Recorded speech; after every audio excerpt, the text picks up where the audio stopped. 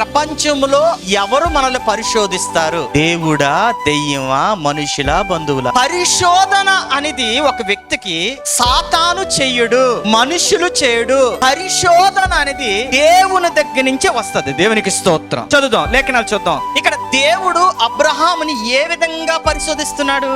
తండ్రి అయిన దేవుడు ఆకాశం చూసినప్పుడు ప్రపంచాన్ని మర్చిపోయి ముద్దులాడుతున్నాడు. అంటే కనిపిస్తున్న అబ్రహాము కొడుకుని ప్రేమిస్తున్న విధానము ఇది ఎంతవరకు నిలబడతాడు? లేకపోతే అబ్రహాము కనిపించిన ఇస్సాకునే ప్రేమించి కనిపించలేని నన్ను విడిచిపెడతాడా అనుకుని దేవుడు కనిపించిన దాన్ని ముందు పెట్టి నీకు కనిపిస్తుంది నాకు ఇస్తావా అన్నప్పుడు అబ్రహాం అన్నాడు, నాకు కనిపించింది కనబడలేని వాడికి ఇవ్వడానికి నేను సిద్ధంగా ఉన్నానని.